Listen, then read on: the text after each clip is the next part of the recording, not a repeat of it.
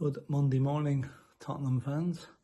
I trust we're all suitably still cheered up by that great result on Saturday afternoon when we dispatched Everton back to Liverpool with a tail between their legs with a score of 4-0, including a couple of really good goals. They're all good goals, but I think we have to say Yves Bissouma's cracker and then the run by Mickey van der Ven to set up a song for the fourth goal were sublime. They really were. And nothing wrong with Romero's header either, or the bit of dispossession that Son did on poor old Jordan Pickford, who must be agonising every time he sees that clip on TV. Just to mention the referee in that game, Anthony Taylor, who, as you probably might know, is not my favourite referee, but he was good. I mean, there was no bookings in the match. Shows you it wasn't a hard match to referee. There were no really controversial decisions, and yeah, all in all, a good day out for the Spurs lads. Not so good for the Everton fans. I don't know if you've seen the video of, they obviously travelled back to Liverpool by train, but there was the Everton fans at Euston Station waiting for them, abusing them getting on the train. It wasn't very pleasant to watch. Anyway, it was a fairly reasonably easy weekend for referees this weekend. There were two games I'm going to hone in on that there was controversial decisions on. The first of them was on the first game of the weekend, actually, on Saturday lunchtime, Brighton-Manchester City. Manchester United had 2 goals disallowed there, which isn't usually their standard. Normally it's the other way around. The other team gets the goal disallowed against United.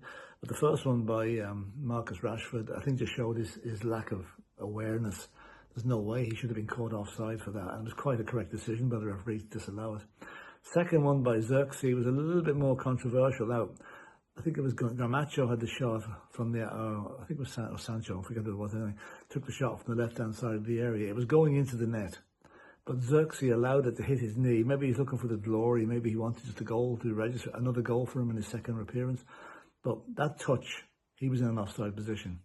And the United fans can argue all they like, but that goal was correctly disallowed by VAR and Craig Pawson, the referee. So that's a tough look on United there, but I think I read somewhere too that since the Premiership started, Manchester United conceded two goals to beat them in injury time, and since Eric Ten Hag took over, it's happened to them 6 times.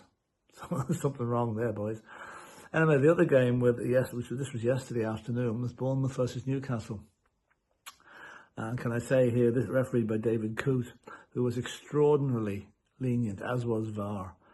How the Newcastle forward Joe Linton was not sent off. He grabbed as a Brighton goalie was trying to make a quick clearance, he literally grabbed him by the neck and wrestled him to the ground. Straight red card in any other game. Yellow card, that's all he got. Very poor decision, very poor decision. I mean, VAR should have really overturned the referees and just red card all day long. The goalkeeper Neto, I think, look, he could have broke his neck. The speed he was running at, and he was grabbed him right around there. And then we had at the very end of this game, Bournemouth thought they'd scored a winner against Newcastle when I can never pronounce this guy's name. Quataris was alleged to have been handballed in the build-up. Now it was very slight. It really was. It's just that Newcastle got out of jail there really yesterday.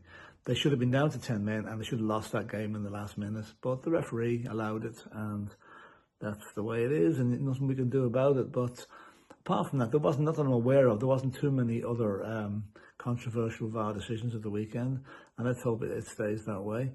I suppose the shock of the day looked like happening at the City of Manchester when Ipswich took the lead, but it lasted about 35 seconds, and suddenly they were 3-1 down.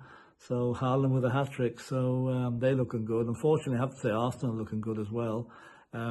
They wouldn't have won that game against Villa if Ollie Watkins hadn't been such an idiot and missed 2 absolute sitters that I would have scored.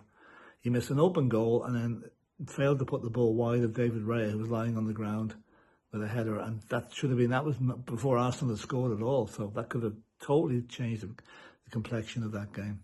So anyway, Tottenham are up and running. Our next 2 games are difficult: Newcastle away and Arsenal at home after the international break. But yesterday or Saturday's result will have done the lads great confidence. So the only way is up, and as always, come on, you Spurs.